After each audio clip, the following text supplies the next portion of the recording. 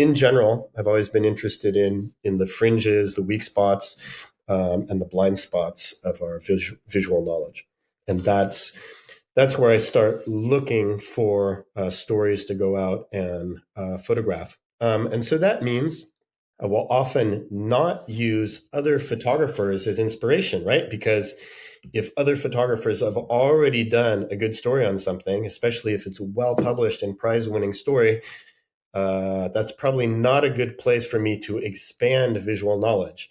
But if there is a writer who has written about something really interesting, but it has not yet been translated visually, that would be a great place for me to start. So I will look for mediums outside of photography, non-visual mediums, whether it is books or podcasts or music or other things, and learn about subjects through that. And then I will try to think about how can I translate this through photography if it hasn't been competently translated yet.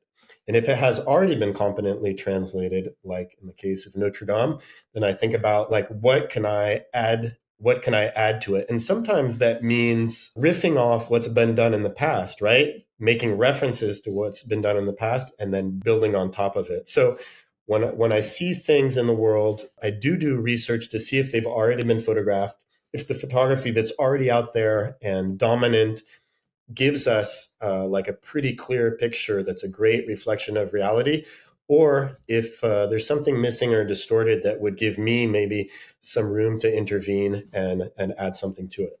Using the camera and guided by my curiosity, I've been able to discover and learn from myself many things about the world, and then hopefully transmit some of that to other people. You know, I get curious about things, and then it usually takes quite a bit of time, both research and field time, before I'm happy that I understand what I'm seeing. And so sometimes that little curiosity can turn into something that's completely obsessional before I'm ready to let it go and move on to the next project. It's difficult to know sometimes when to let go of a long-term project, but for me, there is sort of a moment understanding. What I've noticed in photography, many of the easy to take photographs with easy access have already been taken. And yet there's so much of the world that is difficult to access, that we don't know so well. And so it doesn't end up getting photographed. And so I really feel that one of the largest challenges of being a photographer is trying to get access to those things that have not been photographed or have not been photographed in a way that's really adding to our visual culture, basically.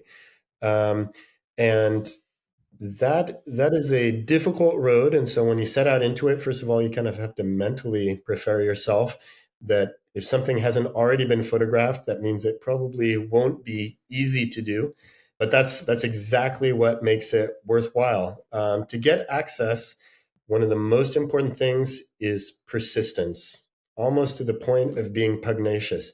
You have to be willing to not let things drop, because the first time you ask, chances are people will say no. And maybe the second time and the third time and the fourth time, people will say no. And maybe once you gain their trust, or you show your intentions, or you show the quality of your previous work, some of those barriers might start coming down. And some of those barriers might just become down because you wear them down with persistence also.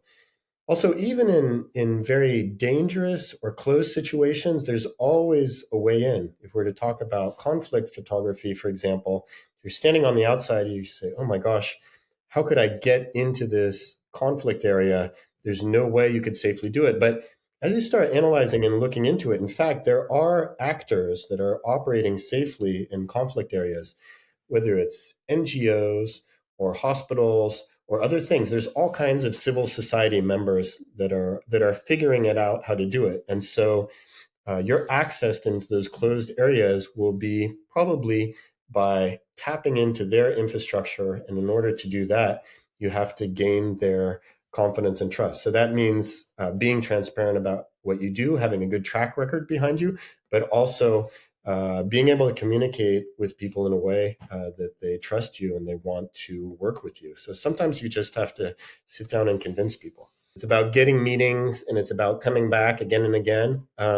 Sometimes it's about on your first pass through, you take a few photographs and then you make prints of those and you bring them back to the people, and then they'll open up a little bit more and give you a little bit more access. And so you can build trust over time like that. Part of it is also just an intuitive process that you build up over the years. Many of these things are much more possible than you think, and it's just a question of persistence and figuring out the way in. One of the things you're going to want to do is just search for common ground. And so there's so many things in humanity where you can find common grounds, whether it's something simple like a common food that you like, or a common sport or hobby that you do, or something like that. Once you start unlocking those things, the conversation can just get flowing. Sometimes it's just a question of breaking the ice. Part of it is just like mentally preparing yourself to know that rejection will be the default position. It's kind of like the way that somebody who's fishing is dealing with it. They don't expect that every time they throw in their line in the water, a fish is going to be caught and they'll pull it right up. They know that they will have to cast many, many, many, many times for the occasional fish. That's how it is for photography in many ways. That's how it is for gaining access in many ways. That also applies, I apply for a lot of grants. And so applying for grants just means tons of rejection. It's also important to find balance in your life. And so if you're getting tons of rejection, you got to find some like little victories in everyday life. Sometimes it's teeny little things.